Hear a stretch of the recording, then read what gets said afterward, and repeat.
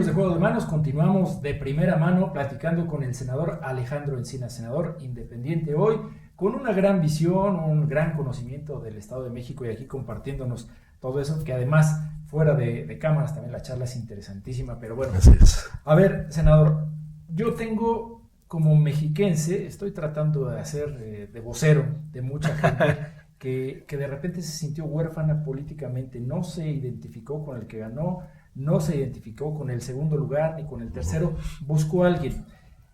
Y usted nos hablaba hace rato de Andrés Manuel, con todo ese capital político que tiene y resumiendo, pues no viéndose competir con él. Nos hacen falta líderes. Así es. Nos hacen falta ideólogos. Nos hace falta gente congruente en la política. ¿No le parece que usted fue muy intermitente, que de repente contribuyó a ese hueco que nos dejó y se concentró mucho en el Valle de México, en la Ciudad de México? Quizás estoy hablando como Toluco, el problema nacional. Sí, es así, sí. Pero así lo vimos de repente. Oiga, se fue. ¿Dónde quedó Alejandro? El que lo vimos en Tlatlaya, el que lo vimos en Viene Amatepec, y participa en un proceso y se va, ¿no? Y así pasó? como, ¿qué onda? ¿Por qué él no es quizá el estandarte de la oposición o del candidato independiente con toda esa fortaleza o congruencia que puede tener? Eso tiene dos respuestas muy puntuales. La primera, mira, yo hice mi carrera política aquí en el Estado de México. Yo inicié en los años 70 haciendo trabajo de organización sindical en el municipio de Ecatepec. Posteriormente estuve 10 años laborando en la Universidad Autónoma Chapingo, allá en Texcoco, donde establecí mi residencia, y me tocó todo el proceso de construcción de los partidos de izquierda de oposición. Yo fui dirigente del PSUM aquí en el Estado de México al principio de los años 80. Me tocó conformar el primer partido estatal de oposición, porque antes estaban ligados al centro. Tanto el PAN como el PRD eran comités regionales. Ahí me tocó la formación del primer partido de oposición. Fui diputado de 85 a 88 y fui candidato a gobernador por primera vez en 1993. Cuando yo termino la campaña de gobernador, voy a formar parte de la dirección nacional del PRD, manteniendo nuestros vínculos. Y por supuesto, en todo ese tiempo mantengo mi relación con el Estado. Pero, y ahí es donde viene la parte interesante, viene el triunfo de Cuauhtémoc Cárdenas en la Ciudad de México, me invita a formar parte del primer gabinete del gobierno democrático como secretario de Medio Ambiente. Digo, pues yo ya cerré un ciclo aquí en el Estado de México. Es el momento en que ya llegue una nueva generación y me voy al gobierno de la ciudad. No soy secretario de Medio Ambiente, secretario de Desarrollo Económico, secretario de Gobierno y hasta jefe de gobierno. ¿No? O sea, no estuvo mal la decisión, pero además eso nos permitió tener mucho vínculo con el Estado de México, porque yo creo que no hay que verlos disociados nunca la problemática de las dos entidades. Y de repente se me presenta,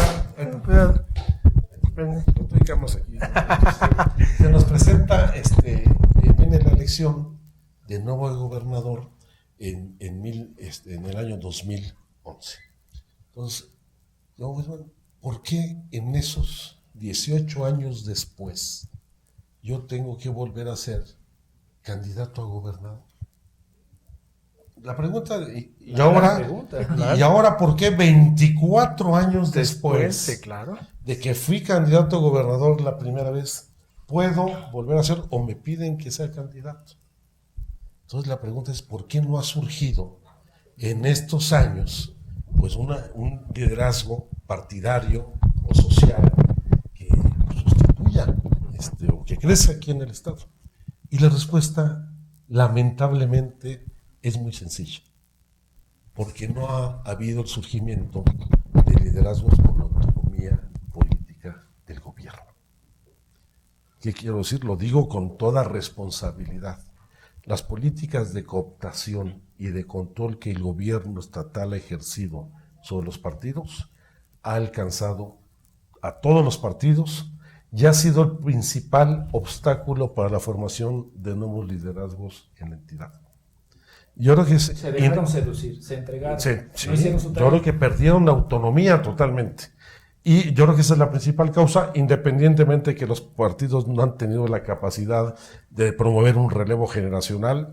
Los dirigentes estatales son los mismos Desde 20 años. desde los años 80. Claro. Son los mismos de todos los partidos. Quizá lo que es paradójico, el que más se ha renovado es el PRI. Sí. Y eso es lógico que sea el que más se ha renovado porque está en el gobierno. Y eso implica rotación de cuadros en el gobierno y de la estructura partidaria. Pero yo creo que esa es la principal causa. Y la segunda respuesta es que no crean que me he distanciado mucho. Yo mantengo mi cercanía en el Estado, pero también me asumo como senador de la República. Yo soy senador por el Estado de México, por supuesto, pero mis responsabilidades van más allá de la entidad sin que esto implique desatenderla. Y me he metido a los temas de fondo, no solamente en materia de las reformas estructurales, sino los temas de seguridad nacional. Creo que mi trabajo legislativo ahí está plenamente acreditado. Y en el caso del Estado, lo interesante también el caso es que el referente para mucha gente, soy aquel referente que no está ligado a los partidos y la gente que me busca es aquella que fue excluida o que está harta de los partidos. Eso fue en gran medida de los temas que influyeron en mi decisión de romper con el PRD. Porque lo que se necesita hoy es que tanto los legisladores, los representantes populares que estamos en la lona, estamos igual de mal calificados que los policías, ¿no? Tengamos otro tipo de trato con la gente.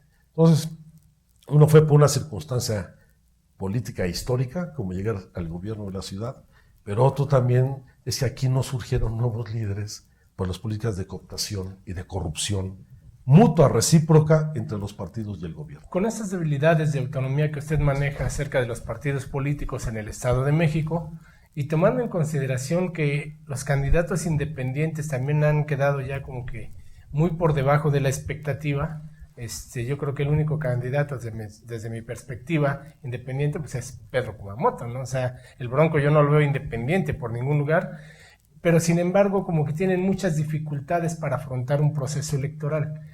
¿Cuál vía piensa usted utilizar? Si digo, los partidos están corruptos y por el otro lado, la vía independiente es, la verdad, un reto mayor, ¿eh? Es un reto mayor, pero yo digo, a ver, si vemos las encuestas hoy, la mayor intención del voto es en favor de candidatos independientes. Puedo decir el periódico, por ejemplo. Sí, claro, por el supuesto. Vean la última encuesta del Reforma, Universal. ¿no? La del Universal. La del Universal es muy interesante porque la intención de voto por un candidato independiente es de alrededor del 30%. Sigue el PRI con 25%, sigue el PAN, y ahí Morena, PRD. ahí va, Morena, PRD, en ese orden. Bueno, ese es un fenómeno que hay que atender. Por supuesto, frente a la estructura corporativa y el aparato gubernamental va a ser muy difícil. Hay que hacer la combinación. Hay que articular una candidatura con un perfil ciudadano que tenga el soporte de un frente progresista y de una estructura partidaria, como lo hizo Alfaro en Guadalajara, en Jalisco y en Guadalajara. Eso se puede construir. Entonces, yo cuando Agustín Basabe, antes de renunciar al PRD, dijo que Encinas el candidato de coalición PAN-PRD, le digo, no. A ver, les hago una propuesta. Hagamos un proceso de elecciones primarias, en donde todos los candidatos independientes que quieran participar y todos los miembros de los partidos que quieran participar, nos sometamos a una votación pública y el que gane sea el candidato y que lo apoye el partido que quiera. ¿Por qué no le entra? Ya lo hicimos aquí en el Estado. A mí me tocó organizar la primera elección primaria en 1987, cuando elegimos en la izquierda como candidato a Carlos Bracho. Cuando formamos la Alianza Popular Mexiquense, en donde estaba el Partido Mexicano Socialista, el Partido Revolucionario de los Trabajadores, el Partido de los Trabajadores Zapatistas, que pasó América Baroa, Efraín Calvo y Carlos Bracho en esa contienda, y ganó Carlos Bracho. Eran los tiempos de la marginalidad, pero triplicamos nuestra votación con un proceso de esa naturaleza. Sí se puede hacer. Si lo hicimos en condiciones de debilidad, hoy que hay opulencia en los recursos desmedidos que reciben. Bueno, pero ¿en los quién partidos. confía de los Judas que dirigen todos los partidos? Aunque sean pequeños, no importa el tamaño. Sí, a ver, dígame usted, dice ¿en quién confía? Que la organicen los ciudadanos, la sociedad civil del Estado de México, el proceso. No digo que el Instituto Electoral, no vamos a poner la iglesia en manos de Lutero. ¿No? Sí, bueno, vamos ahora sí, no. Que hagan algo. Y la millonada, ¿no? Más de 2,000 millones de pesos para el próximo proceso electoral es una infamia en un estado con tanta pobreza como el nuestro. Oiga, ya para cerrar, el trabajo del Senado me interesa mucho también porque sí ha sido muy significativo. Las leyes y el Sistema Nacional Anticorrupción se quedó cortito. Sí. Yo creo que tiene remedio. Yo creo que hay las bases para desarrollar un sistema que permita prevenir e identificar los problemas de corrupción. ¿Dónde va a estar el problema? En su implementación y en las resistencias locales para implementarlo.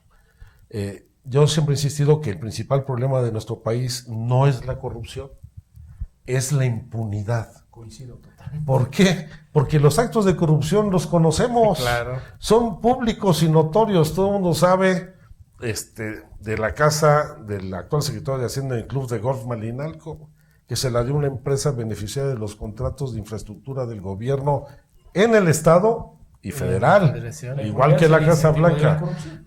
Lo que ha hecho el delegado de la Secretaría de Comunicaciones y Transportes aquí en el Estado de México. Con OHL. Con OHL y con IGA y todas estas cuestiones, los alegatos que hay sobre las concesiones carreteras, etcétera. Ahí están los actos de corrupción, se denuncian, se acreditan y no pasa nada.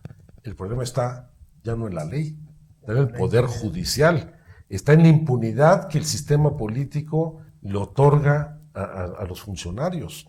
El gran reto del Sistema Nacional Anticorrupción, ahora presidido por ciudadanos, yo creo que ese es el avance más importante, porque dentro del sistema se forma un Consejo Ciudadano que estará, quien presidirá de manera rotativa cada año el sistema.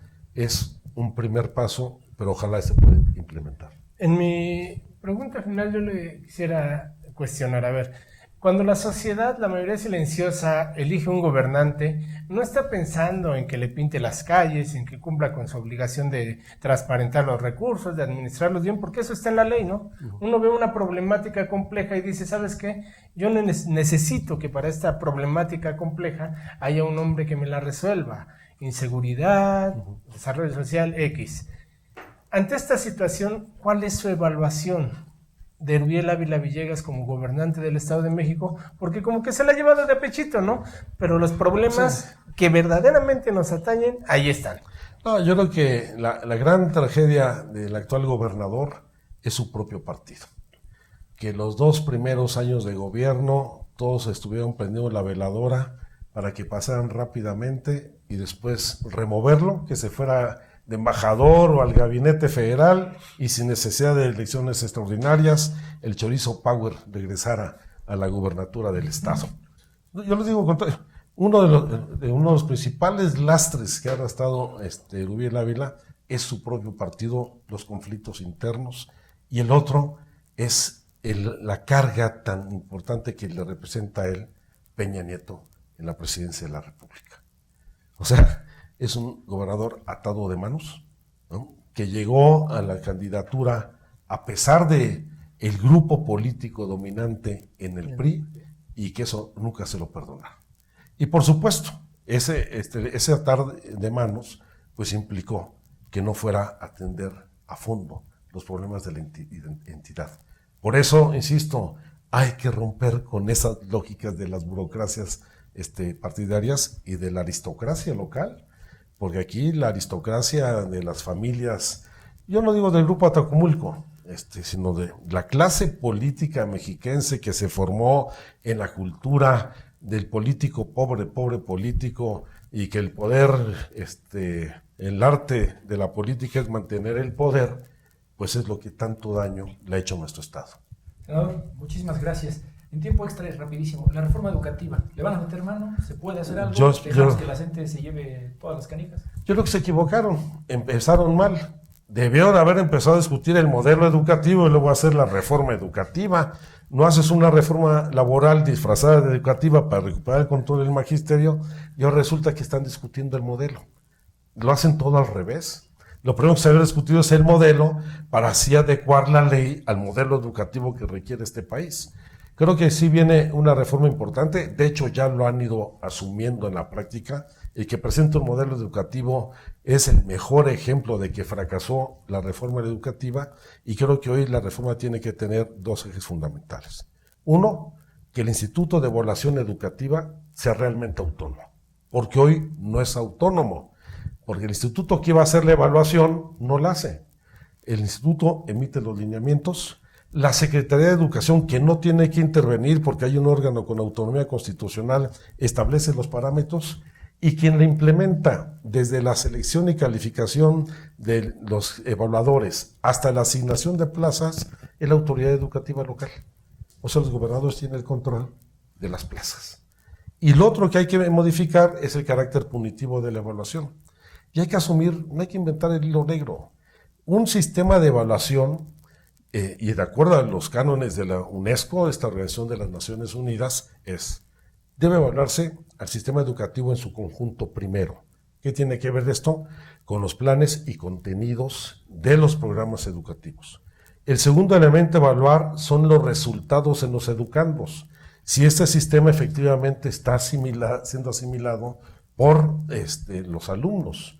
El tercer elemento es todo lo de la infraestructura y las condiciones. ¿Cómo quieren que tengamos buenos resultados si millones de niños en las escuelas públicas llegan a la escuela a dormirse porque no tuvieron desayuno? O que están a la intemperie, que no hay gises, que no hay borradores, que no hay baños. Y la evaluación a los maestros no debe ser una evaluación a distancia, debe ser una evaluación en clase, en el salón. A ver, ¿de qué sirve tener un premio Nobel dando clase en una escuela pública si el alumno no le entiende absolutamente nada? La evaluación en clase tiene que ver con temas de pedagogía, sí, de ser didáctico, de transmitir un conocimiento. No tiene que ser doctorado en alguna materia específica, por eso hay una carrera de normalista, de maestro para la docencia, para saber educar. Eso es lo que debe evaluarse y eso no se evalúa con un examen de opción múltiple, sino el contacto que tiene el maestro con el alumno. Muchísimas gracias, senador. No, al contrario. Senador, un placer. Pues efectivamente se nos acabó el tiempo, que acá el amigo Oscar dice que es implacable, ese no nos perdona nada. Agradecemos al senador Alejandro Encinas que nos haya acompañado y esperemos que haya otros espacios y otros momentos donde nos pueda acompañar y no abandone tanto al Estado de México para que pues bueno, el Valle de Toluca, el Valle de Toluca, pues para que también se venga por acá a dar otras vueltas, sí, en radio, en Juego de Manos, cuando guste. Esta es su casa. Muchísimas gracias. Es un gusto haber estado aquí.